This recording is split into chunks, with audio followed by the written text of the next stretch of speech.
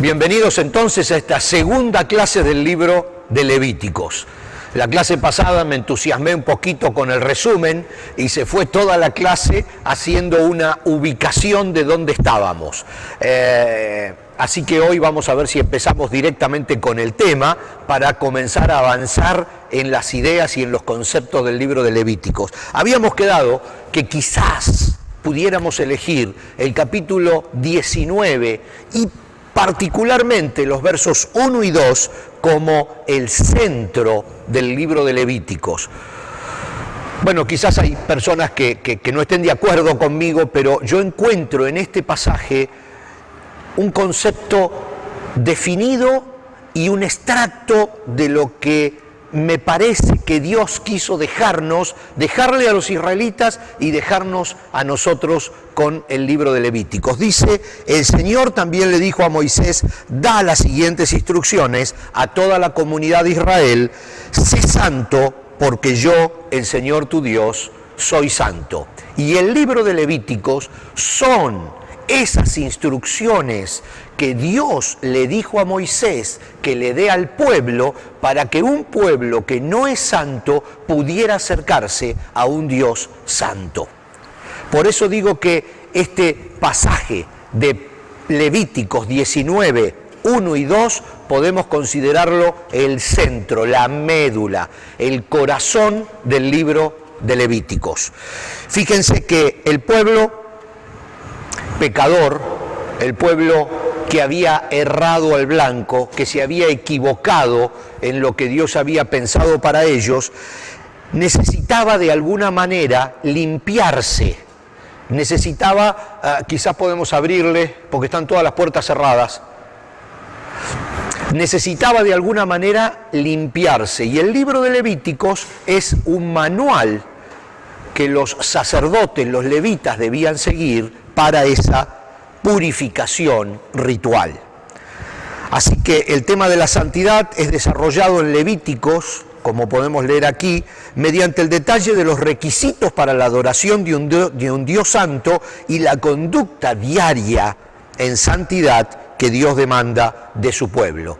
Ahora vamos a leer un pasaje de Gálatas, porque como dijimos también, todo el libro de Levíticos es una sombra de lo que sucede después en el Nuevo Testamento. Es un anticipo de lo que luego va a suceder con Cristo.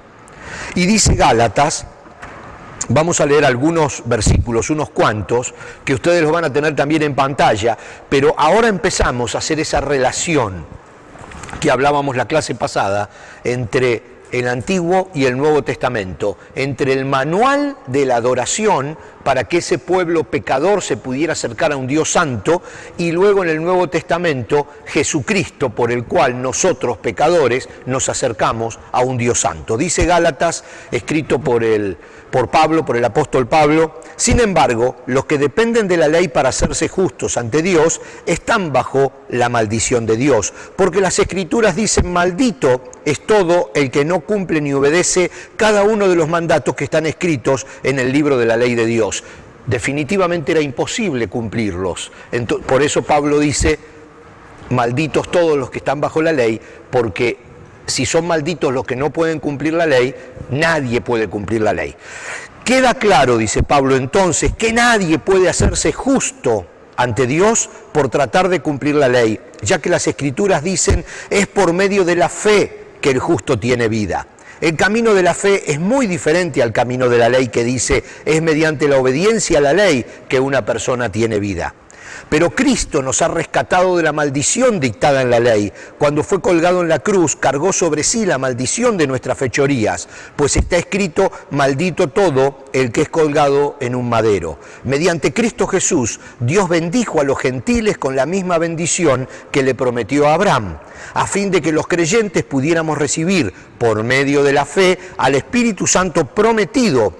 Lo que trato de decir es lo siguiente, dice Pablo, el acuerdo que Dios hizo con Abraham no podía anularse 430 años más tarde, se está refiriendo al Sinaí, cuando Dios le dio la ley a Moisés, porque Dios estaría rompiendo su promesa. Entonces, ¿para qué se entregó la ley?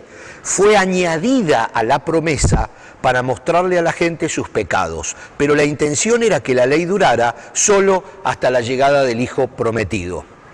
Es complejo. Digamos que Pablo trata de explicarlo de la mejor manera posible, pero pudiéramos decir que la promesa que Dios hizo a Abraham es la promesa válida, es la promesa de la justicia a través de la fe. ¿Por qué aparece la ley? Porque tenía que haber algo que le muestre a ese pueblo que se había desviado. Tenía que haber algo que le diga, esto es blanco, para que ellos digan, nosotros no estamos en esta línea. Tenía que haber una línea marcada para que ellos se dieran cuenta que se habían desviado de esa línea. Al no haber una línea marcada, ellos no sabían o se hacían los tontos de en qué línea tengo que andar, qué camino tengo que andar. Entonces, lo que hace Dios con la ley es añadir a la promesa una guía que muestra que nadie puede seguir esa guía. Una guía que muestra que es imposible con el esfuerzo humano alcanzar la justicia de Dios. Entonces, a esa promesa primera que le había hecho Dios a Abraham y a esa ley que Dios introduce para mostrarle al pueblo que solos no pueden, luego viene Jesucristo que le dice al pueblo, a nosotros, sí se puede alcanzar la promesa, pero no por el esfuerzo propio, sino a través del esfuerzo de Cristo que cumple esa ley completamente para que a través de su esfuerzo nosotros podamos alcanzar la promesa. Uf, fue duro. Espero haberme explicado. Es complejo el asunto. Es complejo. Pablo trata de explicarlo de la mejor manera posible. Y en todo el libro de Levíticos nosotros vemos esa relación. Porque Levíticos es la línea que Dios marca para que un pueblo pecador se acerque a Él. Y el pueblo no puede. Y Dios le dice, maldito el que no puede hacerlo. ¿Se acuerdan de las bendiciones y las maldiciones? Serás bendito si lo logras, pero serás maldito si no lo logras. Y el pueblo no lo puede lograr. Y no podían, y no podían, y no podían, y por eso fracasaban constantemente. Y estaban un tiempito que hacían el esfuerzo y querían cumplir la ley y fallaban en una y caían. Y entonces todo el libro de los jueces que estudiamos era así, ¿recuerdan? O sea, el pueblo caía, Dios lo levantaba, el pueblo hacía el mejor esfuerzo, pero caía y Dios lo levantaba. Y hacía el mejor esfuerzo, pero caía y Dios lo levantaba. ¿Qué significa? Que cumplir la ley era imposible. La ley es la línea que Dios marcó para probarle al hombre que por sus propias fuerzas no lo podía lograr. Entonces tenemos la promesa que le hizo a Abraham, la línea que dice ustedes no lo pueden lograr por sí solos, y Jesucristo que viene a cumplir esa ley y decir en mí ustedes lo pueden lograr. Entonces el libro de Levíticos es lo que de un lado nos muestra la ley y lo tenemos que estudiar siempre con el Nuevo Testamento y especialmente el libro que alguno de los apóstoles, no está probado todavía quién, le escribió a los hebreos, o sea, a los judíos que estaban en la dispersión, a los judíos cristianizados, cristianos que estaban en la dispersión, le escribieron el libro a los hebreos. Y allí entonces hacen una relación, el escritor, entre Levíticos y la nueva vida en Cristo. Seguimos avanzando porque si no, cada vez lo complicamos más. Levíticos es un libro práctico, número uno. ¿Por qué? Porque señala la manera en que el israelita podía acercarse a un Dios santo y mantener comunión con Él. Ahora, es un manual, como dijimos, es el manual de trabajo de los sacerdotes, de los levitas. Pero esas normas que había que seguir le daban al pueblo una santificación momentánea para acercarse a Dios. Por eso los sacerdotes constantemente tenían que ofrecer sacrificios para la purificación de la persona, de la familia y del pueblo, e incluso la purificación del mismo sacerdote que después iba a ser quien ofrecía los sacrificios por los demás.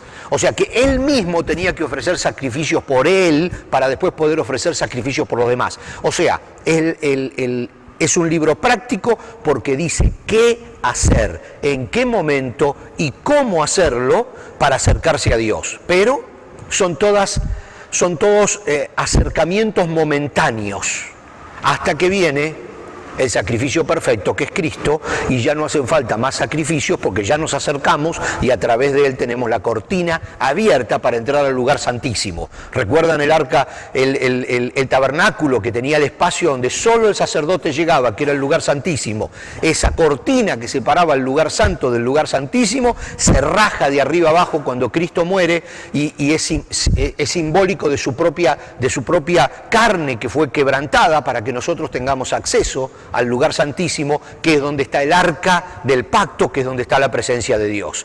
Y ahí estoy haciendo una relación entre todo lo que es el Antiguo y todo lo que es el Nuevo Testamento. Es un libro legal, porque tenemos que acordarnos de algo. Por supuesto es un libro sanitario, ritual, y lo último, ahora lo vamos a ver. Porque recuerdan que la única autoridad que había en Israel cuando salieron de Egipto y hasta que llegaron, prácticamente hasta que llegaron a Canaán 41 años después, era solamente la autoridad religiosa. Moisés había armado, por orden de Dios, el tabernáculo que estaba en medio del campamento, y los levitas eran los que administraban justicia de alguna manera. Pero no solo en el aspecto práctico de los problemas que hay entre los que se pelean porque uno dice que es dueño de la gallina y el otro dice que también es dueño de la misma gallina, sino todos los temas médicos incluso. Por eso dice que es sanitario, porque cuando una persona tenía una enfermedad, tenía que presentarse al sacerdote para que el sacerdote le dijera, bueno, te tenés que ir 40 días fuera del campamento y dentro de 40 días tenés que regresar y yo quiero ver esa enfermedad, esa llaga, esa lastimadura, eso que tienes, para ver si estás completamente sanado, o tienes que ir y lavarte 30 veces con el agua del... O sea, el sacerdote era el levita era el que de alguna manera también daba los lineamientos acerca de la sanidad y de la forma en que el pueblo podía estar lo más alejado posible de las infecciones. Por eso, de hecho, en el Levítico se inventa la cuarentena, que se usa hasta hoy. El hecho de apartar a una persona 40 días, que a veces de hecho no son 40 días en sí, sino puede ser más o puede ser menos, pero el concepto de apartarla para que esa persona que tiene una enfermedad contagiosa no contagie a los demás. Y por supuesto hay un montón de cosas en Levítico, hasta cómo lavar los utensilios, las cacerolas, y si los animales caían dentro de las cacerolas, o si tocaba, si un cadáver, si una cantidad increíble de cosas que tienen que ver con la higiene para preservar la salud de 2 millones de personas nómades en el desierto hace 4.000 años atrás. Así que imagínense lo que sería hoy. Hoy sería dificilísimo para un pueblo con toda la tecnología y los teléfonos celulares y todo lo que hay hoy, vivir en el desierto, en carpas. Imagínense en esa época lo que significaba. Así que había que controlar lo práctico, lo legal, lo sanitario, lo ritual, porque daba la instrucción específica a los levitas acerca de los sacrificios que los sacerdotes tenían que hacer para el culto diario en ese tabernáculo, y lo típico. Esta palabra típico es, fíjense, porque los sacrificios, los sacerdotes, las celebraciones y todo el ritual del tabernáculo es un tipo o prefigura de la obra redentora de Cristo. Ustedes tienen que recordar que cuando se comienza a escribir el libro de Levíticos, es el día o en los días que se termina de construir el tabernáculo. Entonces, Dios le ordena a Moisés cómo construir el tabernáculo, totalmente móvil para poder llevarlo de aquí para allá. Pero, una vez que lo termina, llama Dios a Moisés al tabernáculo y le dicta el manual de cómo tenían que moverse los sacerdotes dentro de esa iglesia móvil que habían acabado de construir. Entonces, ellos estaban todavía en Sinaí. Todavía tenían todo el trayecto por delante. Dios sabía que iban a ser muchos años, ellos todavía no lo sabían, pero Dios sabía que iban a ser muchos años y los estaba preparando con este manual.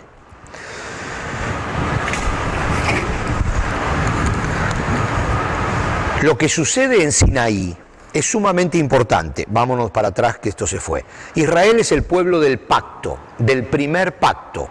Hoy también en el mensaje vamos a hablar un poquitito de ese tema.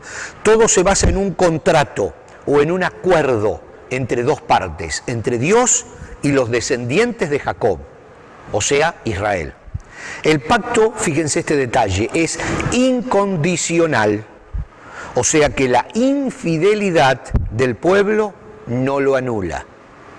O sea, el pacto no se anula con la infidelidad del pueblo, pero las bendiciones del pacto son condicionales, porque para recibir las ventajas de las bendiciones se requiere la obediencia. Esto es muy importante, porque otra vez vamos a volver al Deuteronomio 28, que lo hemos mencionado varias veces en distintas materias, en el estudio de distintos libros. Deuteronomio 28 son las bendiciones por hacer lo que Dios quiere, dentro de ese pacto, dentro de ese acuerdo, dentro de ese contrato, pero cuando terminan todas las bendiciones, empiezan todas las maldiciones por no hacer lo que se tiene que hacer. O sea que si el pueblo no cumple, eso no anula el contrato, no anula el pacto. El único que anuló el viejo pacto fue Cristo, porque lo cumplió y lo anuló, y en su sangre nosotros ahora pertenecemos al nuevo pacto, al nuevo acuerdo, al nuevo contrato. Entonces, pero digamos, la desobediencia del pueblo no anulaba el pacto, pero sí anulaba las bendiciones. O sea, si el pueblo no cumplía el pacto, dejaba de recibir las bendiciones. Eso es importante para el estudio del resto del libro. Dijimos que es una figura simbólica. Y ahora vamos a ver algunos detalles. Dijimos que el libro de Levíticos es un tipo de Cristo, del Nuevo Testamento, del nuevo sacrificio y del nuevo pacto. Digamos, se estaba escribiendo en Levíticos el primer pacto y se estaba haciendo una figura del nuevo pacto en sí mismo. Según Hebreos, el culto levítico era la imagen y la sombra de las cosas celestiales, en tanto que los sacrificios ofrecidos sobre el altar constituían el tipo o símbolo del gran sacrificio de la cruz. Esto también es bien importante. Yo sé que son temas que son complicados, pero ahora vamos a leer el libro de Hebreos. Dice, el culto levítico, o sea, el manual de los levitas, era la imagen y la sombra de las cosas celestiales. Lo mismo que el tabernáculo. El tabernáculo era una copia, dice la Biblia, del verdadero tabernáculo que está en el cielo. O sea, del verdadero lugar de adoración que está en el cielo. Bueno, una copia es el tabernáculo, es una copia simbólica, porque el que está en el cielo no va a ser de madera y de cuero el techo, pero me refiero a una copia simbólica del verdadero tabernáculo de adoración, la verdadera iglesia de adoración que está en el cielo. Una copia era ese tabernáculo que habían terminado de construir Moisés y los israelitas. Y el libro de Levítico era una copia y una sombra de las cosas celestiales. Y los sacrificios eran un símbolo del gran sacrificio de Cristo en la cruz. Vamos a leer Hebreos ahora. Y vamos a tratar de relacionar estos dos libros. Dice Hebreos 8, 1 y 2. El punto principal es el siguiente. Tienen que recordar que uno de los apóstoles le está escribiendo a los israelitas, a los que conocían el libro de Levíticos, a los que conocían el libro de la ley, a los descendientes de los que caminaron en el desierto. Entonces, hay que ponerse en la mentalidad de esos israelitas que ahora reciben el nuevo pacto en Cristo. el escritor de Hebreos le dice, el punto principal es el siguiente: tenemos un sumo sacerdote quien se sentó en el lugar de honor a la derecha del trono de Dios majestuoso en el cielo. Allí sirve como ministro en el tabernáculo del cielo, el verdadero lugar de adoración construido por el Señor y no por manos humanas. Acá lo dice Hebreos, el verdadero tabernáculo de adoración está en el cielo, el verdadero lugar de adoración, la verdadera iglesia está en el cielo. Hebreos 9, 11, el capítulo siguiente dice, entonces Cristo ahora ha llegado a ser el sumo sacerdote por sobre todas las cosas buenas que han venido. Él entró en ese tabernáculo superior, el del cielo, y más perfecto, el que está en el cielo, el cual no fue hecho por manos humanas, ni forma parte del mundo creado. Y sigue diciendo Hebreos 9, por esa razón, el tabernáculo y todo lo que en él había, que eran copias de las cosas del cielo, debían ser purificadas mediante la sangre de animales, pero las cosas verdaderas del cielo debían ser purificadas mediante sacrificios superiores a la sangre de los animales. ¿A qué se refiere? Al sacrificio del mismo Cristo. Pues Cristo no entró en un lugar santo hecho por manos humanas, que era solo una copia del verdadero. O sea, Cristo no entró en el tabernáculo que andaba por el desierto, en ese tabernáculo que desarmaban y volvían a armar. Dice, pues Cristo no entró en un lugar santo hecho por manos humanas, que era solo una copia del verdadero que está en el cielo. Él, Cristo, entró en el cielo mismo para presentarse ahora delante de Dios a favor de nosotros, y no entró en el cielo para ofrecerse a sí mismo una y otra vez, como lo hace el sumo sacerdote aquí en la tierra, que entra en el lugar santísimo año tras año con la sangre de un animal. Entonces, el punto es que Cristo en ese otro lugar de adoración entró una sola vez al lugar santísimo. El lugar santísimo era donde estaba el arca del pacto, era en la tierra, ¿no? En el tabernáculo que habían hecho en el desierto. Era el lugar donde Dios se comunicaba con el sacerdote. Y el sacerdote llegaba una vez al año, luego de hacer un sacrificio por él y de hacer un sacrificio por el pueblo y todo el ritual que figuraba en el libro de Levíticos, para purificarse y poder entrar al lugar santísimo una vez al año para ofrecer un sacrificio por el pueblo que había quedado afuera. Entonces ahora el libro de Hebreos dice, pues Cristo no entró en ese lugar. Cristo entró directamente en el tabernáculo del cielo para presentarse no frente al arca de Dios, que era un símbolo de la presencia de Dios. Ante Dios mismo se presentó Cristo en el cielo. Dice, Él entró en el cielo mismo para presentarse ahora delante de Dios a favor de nosotros, lo mismo que hacía el sacerdote a favor del pueblo. Dice, y no entró en el cielo para ofrecerse a sí mismo y una y otra vez, como lo hace el sumo sacerdote aquí en la tierra, que entra en el lugar santísimo año tras año con la sangre de su animal. Si eso hubiera sido necesario, fíjense, Cristo tendría que haber sufrido la muerte una y otra vez, desde el principio del mundo. Pero ahora, en el fin de los tiempos, Cristo se presentó una sola vez y para siempre para quitar el pecado mediante su propia muerte en sacrificio. Entonces, ahí tenemos que todo lo que se hacía en el tabernáculo y que el libro de Levíticos era el manual de lo que se hacía en el tabernáculo, era simplemente una sombra, una copia, un tipo de lo que se estaba haciendo en el cielo o de lo que más adelante Cristo iba a hacer en la cruz y entrando al cielo con su propia sangre para justificarnos una sola vez y para siempre. Porque la misma Biblia dice que sin sangre no hay ninguna posibilidad de quitar el pecado. O sea, hay una relación que también está en el libro de Levítico, que todo tenía que ser purificado a través de la sangre. ¿Por qué? Porque la sangre es la vida del cuerpo, dice la Biblia. Entonces, ¿ustedes recuerdan ese concepto de ojo por ojo y diente por diente? Bueno, es bíblico ese concepto. Ojo por ojo y diente por diente es sangre por sangre.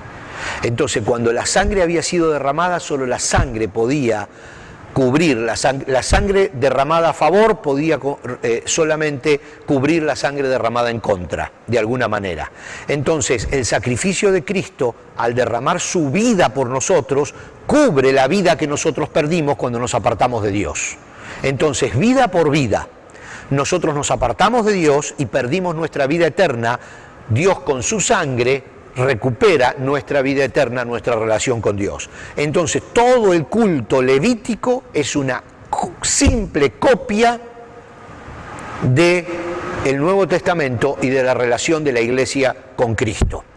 De hecho, todo quedó terminado. Ya ni siquiera los judíos hacen realmente sacrificios. Ya ellos ni siquiera tienen el templo donde hacer sacrificios. Entonces dijimos que era el manual de los sacerdotes y lo vamos a dividir, vamos a avanzar un poquito más rápido. El manual ritual levítico lo podemos dividir en los capítulos 1 al 7, hablan acerca de los sacrificios sagrados. 8 y 9, ordenación de los sacerdotes, porque dentro de los levitas no todos eran sacerdotes. Luego el capítulo 14 habla de la purificación, Si alguno de ustedes quiere, yo después le puedo enviar por email el archivo con el PowerPoint para tener todo el detalle que está ahora en la pantalla y que se ve tan pequeñito. Yo veo que se están exigiendo por ver, y no se preocupen, yo se los puedo mandar por email completo, todo el PowerPoint con todos los apuntes. Entonces tenemos que el capítulo 16 habla de la expiación. Lo vamos a leer porque el 16 es uno de los capítulos más importantes del libro de Levíticos, y luego el 23 habla de las fiestas religiosas, porque el libro de Levíticos, como decíamos, regula toda la vida del pueblo de Israel, desde la parte sanitaria hasta la parte religiosa, hasta la parte de las fiestas, los descansos y las vacaciones, y hasta la parte de la administración de justicia, la parte legal, los jueces. Todo lo regula en el desierto el libro de Levíticos. Este es el manual para el funcionamiento del pueblo los 40 años que vagaron por el desierto. El contenido de todo el libro lo vamos a dividir en 3 partes. Las leyes que se refieren a los sacrificios, la consagración de los sacerdotes y todo lo que tenga que ver con la pureza, la santidad para con Dios y para con los demás, significa para poder relacionarse con el resto del pueblo. Vamos a ver un poquitito, quizás como último punto, el tema de las autoridades. Dentro del libro de Levítico se marca el concepto de la línea de autoridad en el pueblo. Para ofrecer los sacrificios, los holocaustos, se hacía necesaria una autoridad litúrgica. O sea, había que ordenar sacerdotes que fueran de mayor rango, de menor rango, el sumo sacerdote, los ayudantes. Recuerdan que el primer sacerdote fue Aarón, hermano carnal de Moisés, y que sus hijos, los hijos de Aarón, también eran sacerdotes y se equivocaron en uno de los conceptos de cómo ofrecer sacrificios y murieron instantáneamente frente al altar de los sacrificios. Entonces era bien delicado este asunto, y fíjense, vamos a leer Levíticos del 8, del 1 al 13, creo que con esta parte terminamos hoy. También quisiera que durante la semana vayan masticando un poquito algunos de estos conceptos y para no tirarlos todos tan de golpe. Pero vamos a hablar del tema de la autoridad. Entonces el Señor le dijo a Moisés: trae a Aarón y a sus hijos, junto con sus vestiduras sagradas, el aceite de la unción, el becerro para la ofrenda por el pecado, los 2 carneros y la cesta con el pan preparado sin levadura. Y convoca, eran todos los elementos para los sacrificios.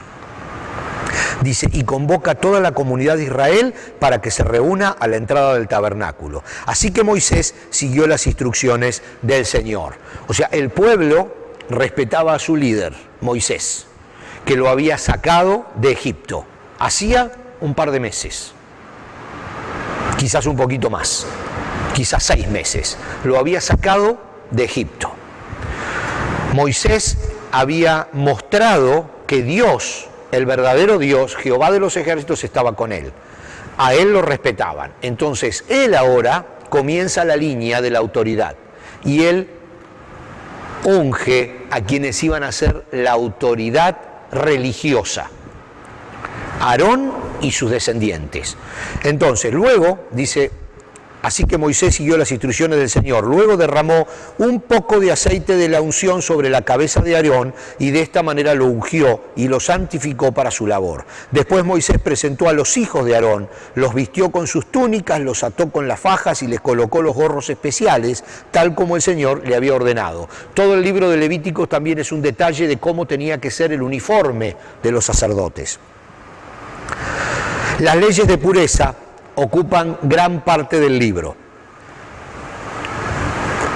Como dijimos recién, toda la autoridad estaba centralizada en el tabernáculo y en los sacerdotes, absolutamente todo. O sea, no había hospitales, no había médicos, no había gente que manejara la línea médica. Entonces todo terminaba allí. Leyes de pureza ocupan gran parte del libro, de los capítulos 11 al 16. Fíjense, Levíticos 11, luego el Señor le dijo a Moisés y Aarón, den las siguientes instrucciones al pueblo de Israel. De todos los animales de la tierra, estos son los que pueden usar para alimentos. De los animales pequeños que corren por el suelo, estos serán impuros para ti, la rata topo, la rata, los lagartos, etcétera, etcétera, etcétera. Y fíjese, si alguno de estos animales muere y cae sobre algo, ese objeto será impuro, ya sea un objeto hecho de madera, de tela, de cuero, de tela áspera, cualquiera que sea su uso, deberá sumergirse en agua y quedará contaminado hasta el anochecer. Después de esto quedará ceremonialmente puro y podrá usarse de nuevo, etcétera, etcétera, etcétera. Vamos a ver este asunto. Y con esto terminamos por hoy. Levíticos explica con lujo de detalles qué hacer con las cosas, con los elementos, con lo que se come, con lo que no se come, con un enfermo, cuando se cura. Por eso incluso en la época de Jesús, cuando Jesús sana a alguien, le dice, ve y preséntate frente al sacerdote, ¿recuerdan? ¿Por qué? Porque el sacerdote tenía que reconocerlo sano y decir, uy, está sano, es un milagro, puede incorporarse a la ciudad, puede entrar a la congregación. Si no, se tenía que quedar fuera de los muros. Si tenía una enfermedad, lepra, una llaga, no sabían qué era, se tenía que quedar fuera de los muros. Algo que ellos pensaran que es contagioso, tenía que salir fuera de la ciudad. Cuando algo sucedía, que un animal muerto, que encontraban algo que caía en un utensilio, lo tenían que purificar, lo tenían que dejar sumergido en agua todo el día. Una serie, no muchas de estas cosas son verdaderamente lo ideal para purificar, pero algo era algo. Con lo poco que tenían, el libro de Levíticos era una regla de cómo hacer para tratar al menos de evitar las infecciones. Y como dijimos antes, todo lo que era el concepto de autoridad, lo delegó Moisés en Aarón y en todos los levitas. Vamos a terminar aquí por hoy. No quiero seguir metiéndome en los distintos puntos del libro de Levíticos, porque cada vez me entusiasmo más y ya se nos ha terminado la hora y el día de hoy. Y ya bastantes cosas tiramos hoy en la mesa. Así que vamos a terminar esta clase y los espero en la próxima para continuar con el interesante, espero que les esté resultando interesante, estudio del libro de Levíticos. Así que nos vemos la próxima.